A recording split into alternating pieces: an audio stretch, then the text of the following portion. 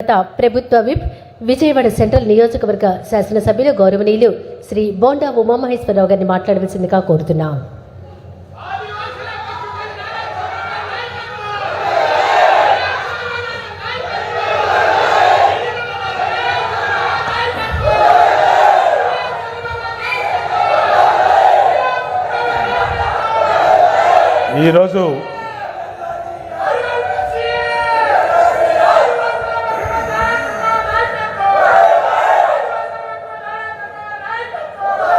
ఈరోజు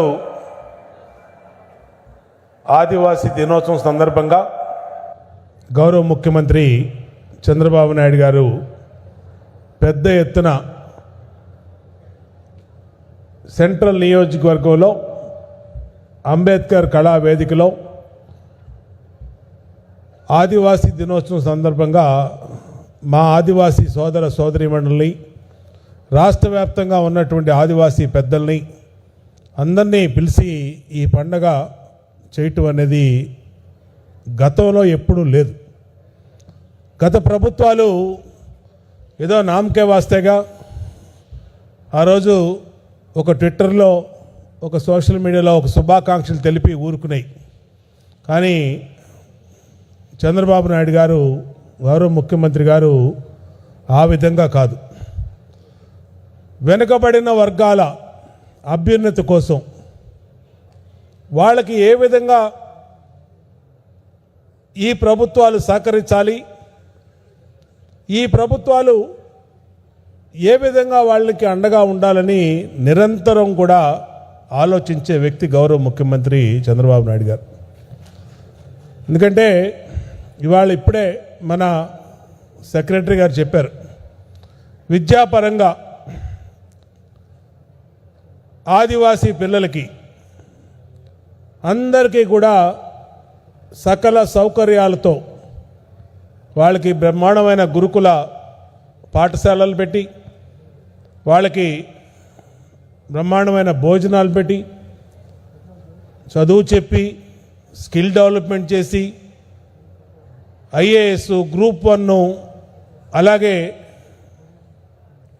డిఎస్సీలకి ప్రిపేర్ చేసి అన్ని రకాలుగా ఈ ప్రభుత్వం అండగా ఉండటం వల్ల మొన్న గౌరవ విద్యాశాఖ మంత్రి చాలా ప్రతిష్టాత్మకంగా తీసుకున్నటువంటి మెగా డిఎస్సిలో 1300 మంది ఆదివాసీ పిల్లలు టీచర్లు అయ్యారంటే గట్టిగా అందరూ చప్పట్లు కొట్టి గౌరవ ముఖ్యమంత్రి గారికి, విద్యాశాఖ మంత్రి లోకేష్ గారికి కృతజ్ఞతలు తెలియచేయాల్సినటువంటి అవసరం ఉంది.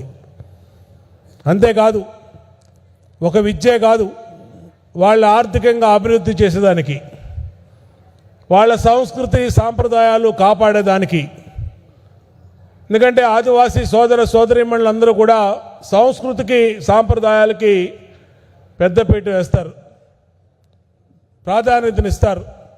వాళ్ళకి ఎక్కడ కల్చర్ డిస్టర్బ్ కాకుండా అన్ని రకాలుగా కూడా వాళ్ళు ఉంటున్నటువంటి ప్రాంతాల్లో అత్యాధునిక సదుపాయాలు, వైఫైని ఇవ్వటం కానీ, రోడ్లు విశాఖ మాన్యంలో కానీ, ఇక్కడ కానీ ఎక్కడ ఉన్నారో ఆ ప్రాంతంలో రోడ్లు కనెక్టివిటీ ఏర్పాటు చేయటం కానీ, గతంలో ప్రసవానికి మా సోదరీమణులు ప్రసవం అవ్వాలంటే డోలీలో కిలోమీటర్ల దూరం నడవాల్సి వచ్చేది. ఇవాళ ఆ పరిస్థితి లేకుండా 2 వీలర్లో మొబైల్ అంబులెన్సులు, వెళ్ళే చోటకి అంబులెన్సులు, అలాగే ప్రాథమిక ఆరోగ్య కేంద్రాలు, ఆశా వర్కర్లు, అంగన్వాడీ వ్యవస్థ, రేషన్ స్టోర్స్ని వాళ్ళ ఇంటి ముందుకి, వాళ్ళ గూడాల్లోకి తీసుకెళ్ళినటువంటి ప్రభుత్వం గౌరవ ముఖ్యమంత్రి చంద్రబాబు నాయుడు గారి ప్రభుత్వం. ఇది సామాన్యమైన విషయం కాదు. ప్రత్యేకమైనటువంటి దృష్టి, వెనుకబడిన వర్గాలు వాళ్ళు ఎక్కడెక్కడ ఉన్నారో వెతికి వెతికి ఆ ఊళ్ళకి రోడ్లేసి వాళ్ళకి సదుపాయాలు పెడతామంటే మామూలు విషయం కాదు. నేను 20 సంవత్సరాల కిందట ఈస్ట్ గోదావరి అలాగే విజయనగరం శ్రీకాకుళం ఇన్ఛార్జ్గా జిల్లాలోకి పనిచేసినప్పుడు ఆ గూడెల్లో పరిస్థితి చూసేవాళ్ళం. ఆ కొండల మీద ఉండేవాళ్ళు. మా గుమ్మడి సంధ్యారాణి గారి నియోజకవర్గం కానీ సాలూరు కానీ ఆ ప్రాంతం అంతా కూడా ఎప్పుడో ఆ కొండల మించి రేషన్ తీసుకోవడానికి నెలకోసారి దిగేవాళ్ళు, మళ్ళీ తీసుకొని వెళ్ళిపోయేవాళ్ళు. ఇవాళ పింఛన్లు ఇంటికెళ్ళి ఇస్తూ ఉన్నాం, తల్లికి వందనం ఇస్తూ ఉన్నాం, చదువుకునే పిల్లలకి అన్ని రకాలుగా ప్రోత్సాహాలు ఇస్తూ ఉన్నాం. అన్ని రకాలుగా మా గిరిజన బిడ్డల్ని ఈ ప్రభుత్వం సొంత బిడ్డల్లాగా కన్న బిడ్డల్లాగా చూసుకుంటూ వాళ్ళు చేసే ఉత్పత్తులు ఏదైతే వాళ్ళు ఆరుగాలం కష్టపడి పండిస్తారో పండిన పంటని మార్కెట్లో తృణధాన్యాలు కానీ మరే ఇతర ఉత్పత్తులు కానీ ధరని కల్పించడం కానీ, ముఖ్యంగా అరకు కాఫీ. ఇవాళ ప్రపంచానికి అరకు కాఫీ తెలిసిందంటే ఆనాడు 2014, 2019లో గౌరవ ముఖ్యమంత్రి గారు చంద్రబాబు నాయుడు గారు తీసుకున్న చొరవ వల్లే అరకు కాఫీ ఇవాళ ప్రపంచానికి పరిచయమైందనే విషయాన్ని గుర్తు చేస్తూ ఉన్నా. ప్రధానమంత్రి గారికి కూడా అరకు కాఫీ గురించి తెలియజేసి నరేంద్ర మోడీ గారితో ఆ కాఫీ తాగిచ్చి శబాషి కాఫీ బ్రహ్మాండంగా ఉందని ఇక్కడి నుంచి విదేశాలకు ఉత్పత్తి అయ్యే పరిస్థితి వచ్చిందంటే ఇప్పుడే సెక్రటరీ గారు చెప్తా ఉన్నారు, భవిష్యత్తులో 1,00,000 ఎకరాలు కాఫీ పంటను వేస్తే మన ఆంధ్రప్రదేశ్ ఆదాయం పెరుగుద్ది, మా గిరిజన సోదరులు ఆదాయం పెరుగుద్ది. అన్ని రకాలుగా కూడా ఈ ప్రభుత్వం వాళ్ళ అభివృద్ధి కోసం విద్యాపరంగా, వైద్యపరంగా, అలాగే వ్యాపార పరంగా, ఆర్థిక పరంగా అన్ని రకాలుగా వాళ్ళకి అండగా ఉంటామని తెలియజేసుకుంటూ ఇంత మంచి కార్యక్రమానికి ఈరోజు గౌరవ ముఖ్యమంత్రి గారు ఆదివారం అయినా సరే ఆయన ఎక్కడికి ఏ ప్రోగ్రాం పెట్టుకోకుండా ఇవాళ మా గిరిజనులను కలవాలి, మా గిరిజన సోదరులతో మమేకం అవ్వాలని ఆదివాసీ దినోత్సవం సందర్భంగా ఈ నియోజకవర్గానికి ఇచ్చేసినటువంటి గౌరవ ముఖ్యమంత్రి చంద్రబాబు నాయుడు గారికి హృదయపూర్వక పాదాభివందనం చేస్తూ సెలవు తీసుకుంటా ఉన్నాం.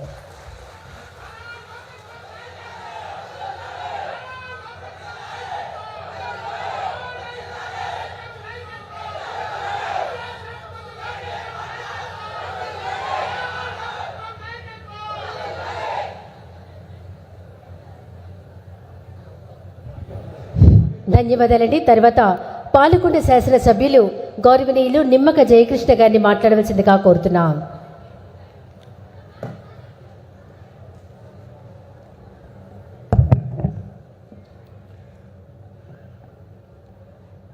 ఆంధ్రప్రదేశ్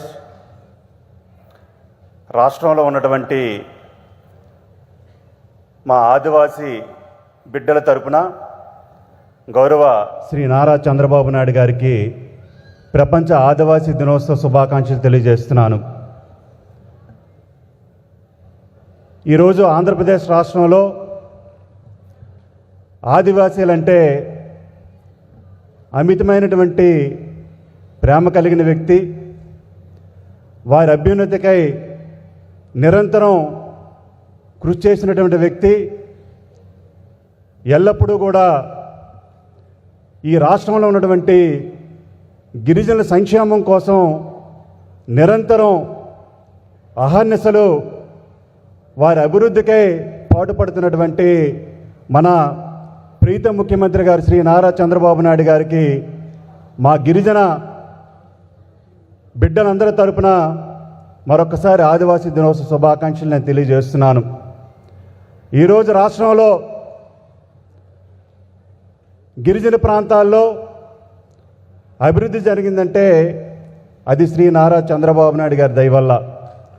ఈరోజు ప్రతి పల్లెకు అలాగే ప్రతి గిరిజన గూడెం కూడా రహదారులు కానీ మంచినీటి సౌకర్యం కానీ మరి ఆయన ఆధ్వర్యంలో ఆ రోజు చూస్తే 2014-19లో ఆయన ముఖ్యమంత్రిగా ఉన్నప్పుడు గిరిజన ప్రాంతాలైనటువంటి అరకు నుంచి పాలకొండ వరకు కూడా ఆయన చేసినటువంటి అభివృద్ధి ఈరోజు మన గిరిజన ప్రాంతాల్లో చూస్తాం. అటువంటి దార్శనికుడు మన ముఖ్యమంత్రి నారా చంద్రబాబు నాయుడు గారు. ఈరోజు రాష్ట్రంలో ఆదివాసీలు ఏదైతే రాష్ట్రంలో ఉన్నటువంటి గిరిజనులందరూ కూడా ఈ జీవో నెంబర్ 3 గురించి పోరాటం చేస్తున్నారు. దీని వెనుక మరి ఎవరున్న విషయాన్ని కూడా మీకు తెలియజేయాల్సినటువంటి అవసరం ఉంది. ఆ రోజు 1986లో గౌరవ ముఖ్యమంత్రి గారు శ్రీ నందమూరి తారక రామారావు గారు ఆ రోజు ముఖ్యమంత్రిగా ఉన్నప్పుడు జీవో నంబర్ 275 ఇచ్చారు. ఈ 275 ద్వారా రాష్ట్రంలో ఉన్నటువంటి ఆదివాసీలకి 100% ఆ ప్రాంతాల్లో మరి ఉన్నటువంటి గిరిజనులకి 100% ఉద్యోగం కల్పించినటువంటి ఘనత మన ముఖ్యమంత్రి గారు ఆ రోజు కీర్తిశేషులు నందమూరి తారక రామారావు గారు దక్కుతుంది. తర్వాత కొంతమంది వ్యక్తులు కోర్టుకు వెళ్ళిన తర్వాత ఏదైతే 275 జీవో ఉందో అది తదనంతరం మరి సుప్రీంకోర్టులో కొట్టివేయబడింది. మరి ఆ రోజు ముఖ్యమంత్రిగా ఉన్నప్పుడు మన నారా చంద్రబాబు నాయుడు గారు 2000 సంవత్సరంలో జీవో నెంబర్ 3 తీసుకొని వచ్చారు. జీవో నెంబర్ 3 తీసుకొని వచ్చి మన ఆదివాసీ గిరిజన బిడ్డలందరికీ కూడా మేలు చేసినటువంటి వ్యక్తి మన ముఖ్యమంత్రి గారు నారా చంద్రబాబు నాయుడు గారు. ఈ విషయాన్ని మనందరం కూడా గుర్తుపెట్టుకోవాల్సినటువంటి అవసరం ఉందని సందర్భంగా మీ అందరికీ నేను తెలియజేస్తున్నాను. మరి తర్వాత కాలంలో మరి 2020లో మరి గొడ్డలపాటి అధినేత వైఎస్ జగన్మోహన్ రెడ్డి హయాంలో ఏదైతే జీవో నెంబర్ 3 ఉందో ఈ జీవో నెంబర్ 3ని మరి ఎటువంటి మరి సుప్రీంకోర్టులో దాఖలు చేస్తే ఆ రోజు ఉన్నటువంటి ప్రభుత్వం తరపు నుంచి కోర్టులో కూడా మరి అప్పీల్ కూడా దాఖలు చేయకుండా ఆ రోజు గిరిజనులకు తీవ్రమైనటువంటి అన్యాయం జరిగింది. మరి వైసీపీ ప్రభుత్వ హయాంలో ఆ జీవో నెంబర్ 3ని కొట్టివేయబడింది. ఆ రోజు మరలా మరి మన ముఖ్యమంత్రి గారు హామీ ఇచ్చారు. ఇప్పటికీ కూడా న్యాయ నిపుణులతో మరి గౌరవ ముఖ్యమంత్రి గారు కానీ అలాగే అందరూ కూడా చర్చించి మరి దాని మీద ఒక సరైనటువంటి నిర్ణయం తీసుకుంటారని గౌరవ ముఖ్యమంత్రి గారు కూడా తెలియజేశారు. మరి సంఘాలకు ఒకటే నేను కోరుతా ఉన్నాను, ఈరోజు రాష్ట్రంలో అభివృద్ధి జరుగుతోంది. దానికి ముఖ్య కారణం మన ముఖ్యమంత్రి గారు నారా చంద్రబాబు నాయుడు గారు. ఆ రోజు చూస్తే గిరిజన ప్రాంతాల్లో మరి ఎవరైనా వైద్యం చేయించుకోవాలంటే చాలా ఇబ్బందులు పడేవారు. అటువంటి సమయంలో మన ముఖ్యమంత్రి గారు ఫీడర్ అంబులెన్స్లని ఒక కొత్త వినూత్న కార్యక్రమాన్ని కూడా ఆ రోజు మన ముఖ్యమంత్రి గారు 2014 టైంలో ఆయనే ప్రవేశపెట్టినటువంటి ఘనత గౌరవ ముఖ్యమంత్రి గారు దక్కుతుందని సందర్భంగా తెలియజేస్తున్నాను. మరి ఈరోజు అటువంటి ముఖ్యమంత్రి గారిని మనం అన్ని విధాలుగా మన సంఘాలు కానీ మన గిరిజన బిడ్డలు కానీ అందరం కూడా సహకరించాలని సందర్భంగా తెలియజేస్తూ ఈ అవకాశం ఇచ్చినటువంటి పెద్దలందరికీ ధన్యవాదాలు తెలియజేస్తూ సెలవు తీసుకుంటాను.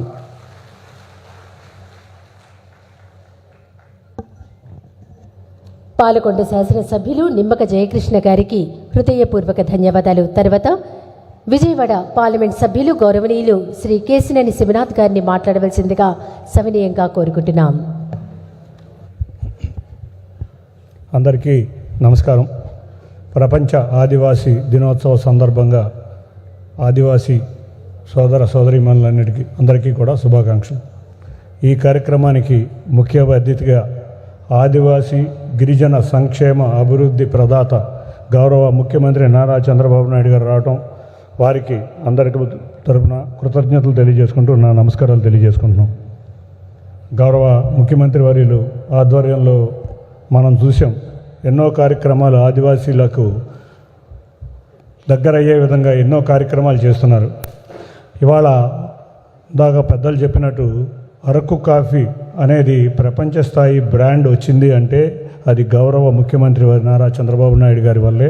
అంతేకాకుండా దేశ విదేశాల నుంచి ఎవరో అతిథులు వచ్చినా వారు ముందు ఇచ్చేదే అరకు కాఫీని వాళ్ళకి బహుమతిగా ఇస్తూ ఉంటారు. మా ప్రాంతం యొక్క అరకు కాఫీ మీరు అందరూ ట్రస్ట్ చేయాలి. ప్రపంచవ్యాప్తిగా దీనికి ప్రసిద్ధి పొందాలని చెప్పి ప్రతి ఒక్క వచ్చిన అతిథికి వారు గౌరవంగా అరకు కాఫీని ఇస్తూ ఉంటారు. అంతేకాకుండా మొన్నే చూసాం భోగాపురంలో గౌరవ ప్రధానమంత్రి గారి ఆధ్వర్యంలో ఆ రోజు విమానాశ్రయం ప్రారంభానికి దింసా నృత్యం ద్వారా Guinness book of world record తీసుకొచ్చి ఇవాళ ఆదివాసీల యొక్క కళలని ప్రపంచవ్యాప్తంగా తెలిసే విధంగా చేసిన వ్యక్తి అది గౌరవ ముఖ్యమంత్రి నారా చంద్రబాబు నాయుడు గారు. మొన్న కూడా మేము అధికారంలోకి వచ్చిన వెంటనే సార్ దగ్గరికి వెళ్ళి, సార్ తిరువూరులో 21 తాండాలు ఉన్నాయి, 21 తాండాల్లో కూడా కొంచెం కిడ్నీ బాధితులు ఉన్నారు, కొంచెం మంచినీటి పథకాలు ఇమ్మీడియట్గా కావాలంటే 5 నిమిషాల్లో 21 తాండాలకి మంచినీటి సౌకర్యం వచ్చిన విధంగా కృషి చేసిన వ్యక్తి గౌరవ ముఖ్యమంత్రి నారా చంద్రబాబు నాయుడు గారు. అదేవిధంగా విద్యాశాఖ బడ్జెట్లో 29% నిధులు గిరిజన పాఠశాలలకే కేటాయించిన వ్యక్తి మన నారా లోకేష్ గారు. తప్పకుండా వీరి ఆధ్వర్యంలో తప్పకుండా ఆదివాసీలకి మరింత ప్రయోజనాలు చేకూరే విధంగా ఈ మంచి ప్రభుత్వం ఉందని తెలియజేసుకుంటున్నాం. అన్నిటికన్నా ముఖ్యంగా ఇవాళ మన రాష్ట్రపతిగా ఒక ఆదివాసీ మహిళ భారత రాష్ట్రపతిగా ఉండటం అది భారతదేశం చేసుకున్న అదృష్టం. అది ఎన్డీఏ ఇచ్చిన సత్కారంగా అందరికీ ముందుగా నరేంద్ర మోడీ గారికి కూడా మేము ధన్యవాదాలు తెలియజేస్తున్నాం. తప్పకుండా ఆదివాసీలు అంటే అడవి ప్రాంతంలో ఉండేవాళ్లే కాదు, ఆ ప్రాంతంలో ఉన్న ప్రకృతిని, నీరు అన్నిటినీ ఆస్వాదించి మమేకమవుతా తిరిగే మీరందరూ కూడా అభివృద్ధి పథకంలోకి రావాలని ఎన్నో పథకాలు, నీరు, రోడ్లు కాడి నుంచి విద్య, వైద్యం ఇటువంటి అన్నీ కూడా ఈ ప్రభుత్వ ఆధ్వర్యంలో ముందుకు వెళ్తున్నాం. తప్పకుండా రేపు రాబోయే కాలంలో చంద్రబాబు నాయుడు గారి ఆలోచన ఒకటే, స్వర్ణాంధ్ర అంటే నగరాలు ప్రేరటం కాదు, చిట్ట చివరి గిరిజన ప్రాంతాలు, అడవి ప్రాంతాల్లో ఉన్న ఆదివాసీలు అభ్యున్నత అయితేనే స్వర్ణాంధ్ర అవుతుందని వారి ఆలోచన. దానికి అనుగుణంగానే ఇవాళ మన P4 విధానం వారు తీసుకొచ్చిన విధానం. కాబట్టి ఇటువంటి ముఖ్యమంత్రి వర్యులు మన ఆంధ్రప్రదేశ్ రాష్ట్రానికి ముఖ్యమంత్రిగా ఉండటం అది మన అదృష్టంగా భావిస్తూ మరొక్కసారి అందరికీ కూడా ఈ ఆదివాస దినోత్సవ శుభాకాంక్షలు తెలియజేసుకుంటూ ఈ అవకాశం ఇచ్చిన గౌరవ ముఖ్యమంత్రి నారా చంద్రబాబు నాయుడు గారికి పాదాభివందనం చేసుకుంటూ అందరికీ ధన్యవాదాలు. Thank you. కేసినేని శివనాథ్ గారికి హృదయపూర్వక ధన్యవాదాలు. ఇప్పుడు గిరిజన సంక్షేమ శాఖ మాచిలు గౌరవనీయులు శ్రీమతి గుమ్మడి సంధ్యారాణి గారిని మాట్లాడవలసిందిగా సాదరంగా ఆహ్వానిస్తున్నాం.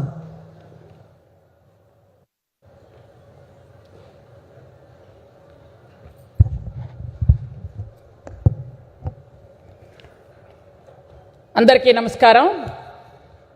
జై ఆదివాసీ, జై ఆదివాసీ, జై ఆదివాసీ.